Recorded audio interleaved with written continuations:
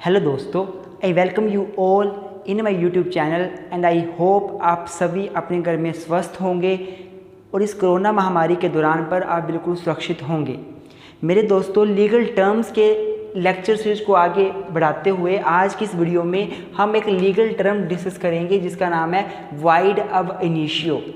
ये legal term बहुत ही महत्वपूर्ण है आपको समझने के लिए, अक्सर एग्ज़ाम में पूछी जाती है और जर्नली भी आपको इसका मतलब पता होना चाहिए कि अगर किसी लॉ के किसी पॉइंट में या किसी जजमेंट में या किसी ऑर्डर में वाइड अब इनिशियो लिखा हुआ है तो उसका मतलब क्या होता है, इस लीगल वर्ड का मतलब क्या होता है। तो आइए मेरे दोस्तों वीडियो की शुरुआत करते हैं।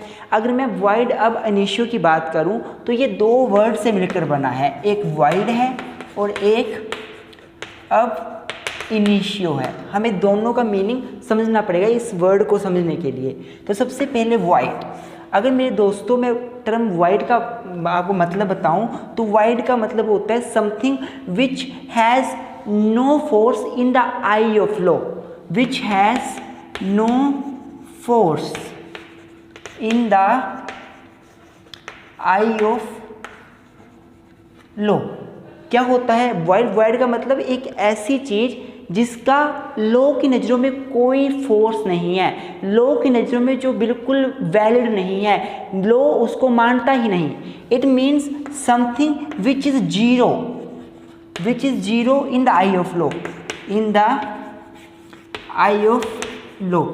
इसका मतलब कुछ भी ऐसा जो लॉ की नज़रों में जीरो है, शून्य है। नल, इसका मतलब समथिंग नल, नल मतलब जिसमें कुछ नहीं है।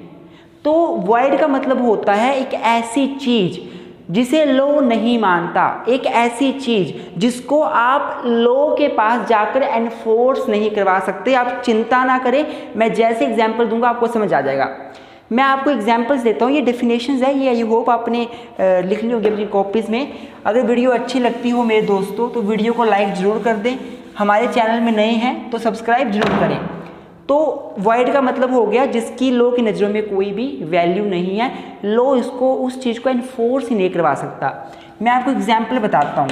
एग्जांपल क्या है? ए एंड बी दोनों एक एग्रीमेंट में एंटर हुए जिसमें ए था 21 साल का व्यक्ति और बी था 16 साल का।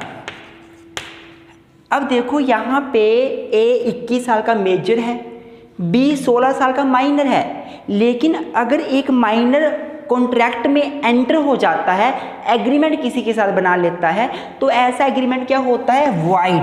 क्या होता है ऐसा एग्रीमेंट? वाइड। अर्थात इस एग्रीमेंट को कोर्ट में ले जाकर एनफोर्स नहीं करवाया जाता।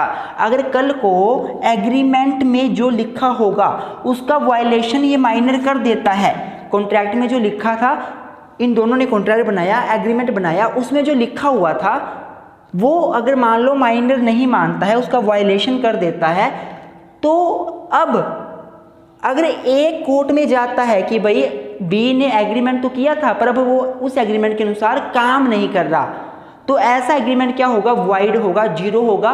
कोर्ट में जाकर आप उस एग्रीमेंट को जबरदस्ती एनफोर्स नहीं करवा सकते, बी से माइनर से जबरदस्ती काम नहीं करवा सकते। ये होता है वाइड। आई होप आपको समझ आ रहा होगा मैं क्या बोलना चाहता हूँ। दूसरा एग्जाम्पल अगर मैं आपको दूँ तो ए और बी इन दोनों ने आपस में मैरिज कर ली, दोनों आपस में मैरिज कर लेते हैं। लेकिन ये दोनों क्या हैं? ये दोनों ब्रदर एंड सिस्टर हैं, ब्रदर एंड सिस्टर हैं, भाई बहन है दोनों, और दोनों ने मैरिज कर ली। अब आपको पता होगा कि हमारे लॉ में एक स्पिंडाज रिलेशनशिप होता है, एक प्रोहिबिटरी डिग्रीज रिलेशनशिप होता है। तो एक व्यक्ति प्रोहिबिटरी डिग्री के अंदर मैरिज नहीं कर सकता, अगर करता है तो मैरिज वाइड होती है, शून्य होती है, लॉ की नज़रों में मैरिज की वैल्यू नहीं होती। और एक व्यक्ति स्पिंडल्स में भी मैरिज नहीं कर सकता, अपने माता के साथ कोई व्यक्ति मैरिज नहीं कर सकता, या कोई लड़की अपने पिता के साथ मैरिज नहीं कर सकती। वैसे ही भाई बहन सगे जो हैं वो मैरिज नहीं कर सकते, अगर कर लेते हैं तो ये कैसी मैरिज मानी जाएगी? वाइड। कैसी मैरिज मानी जाएगी? वाइड। वाइड मतलब जीरो, लॉ की नज़रों में मैरिज की कोई वैल्यू नहीं है। अगर दोनों में से पति या पत्नी ने अपनी कोई ड्यूटी नहीं निभाई तो दूसरा पार्टनर कोर्ट में जाकर उस ड्यूटी को ज़बरदस्ती निभाने के लिए दूसरे पार्टनर को बाउंड नहीं कर सकता। अर्थात void का मतलब होता है something which has no value in the eye of law, which has no value in the eye of law, which is zero in the eye of law, which is null in the eye of law, which we cannot enforce before the law। हम कानून के सामने जाकर, court में जाकर उसको enforce नहीं कर सकते। फर्स्ट एग्जाम्पल क्या हुआ, a agreement which is entered into by the person who is minor, that agreement would be void। Second, brother and sister they both enter into a marriage, this is prohibitory degree relationship, they cannot marry but they marry, this is marriage would be void। एक और example देता हूँ मैं आपको, A and B दोनों ने agreement किया कि A जो है वो C का मर्डर करेगा और B उसको रिटर्न में 20 लाख रुपए देगा।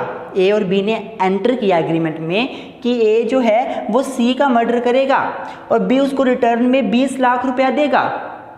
ए ने सी का मर्डर कर दिया, अपना उसने प्रॉमिस पूरा कर दिया, और बी ने 20 लाख रुपए देने को मना कर दिया। ए कोर्ट में पहुंच जाता है कि जी बी ने कहा था कि मैं सी का मर्डर करूंगा तो मुझे 20 लाख रुपए मिलेगा, और अब ये 20 लाख रुपए नहीं दे रहा। कोर्ट बोलेगा कि ये जो एग्रीमेंट आपके बीच बना है ना, ये एग्रीमेंट कैसा है, against public policy, against law, और ऐसा एग्रीमेंट क्या होता है, void। void का मतलब क्या हुआ, शून्य, जीरो, कोई वैल्यू नहीं। कोर्ट में जाकर आप एनफोर्स नहीं करवा सकते। आई होप आपको void के एग्जाम्पल्स के साथ आपको void समझ आ गया होगा। अब टर्म एब इनिशियो आती है कि इसका मतलब क्या है। तो मेरे दोस्तों, अगर मैं टर्म एब इनिशियो की बात करूं तो इसका मतलब होता है from the very beginning, from the very beginning, बहुत पहले से। अगर मैं बोलूं कि A और B ने एग्रीमेंट में एंटर किया जिसमें A माइनर था, B मेजर था, तो ये एग्रीमेंट void अब इनिशियो होगा।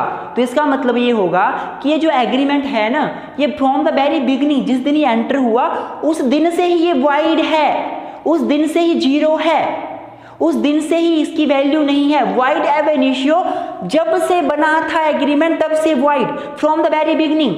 Therefore, if we combine these both terms, void ab initio, it would mean that something which is null, something which is zero, something which doesn't have any value in the eye of law, something which cannot be enforced before the courts from the very beginning, from the very beginning। I hope आपको ये legal term void ab initio अच्छे से समझ आ गई होगी with examples. और कोई भी डाउट हो तो प्लीज़ कमेंट बॉक्स में कमेंट करके वो डाउट बताएं, मैं कोशिश करूंगा उस डाउट को ख़त्म करने की। वीडियो अच्छी लगी हो तो लाइक ज़रूर करें। मेरे चैनल में अगर नए हैं तो सब्सक्राइब करें, अपने व्हाट्सएप ग्रुप्स में, स्टडी के ग्रुप्स में हमारे चैनल को शेयर करें। Thank you very much for keep supporting us.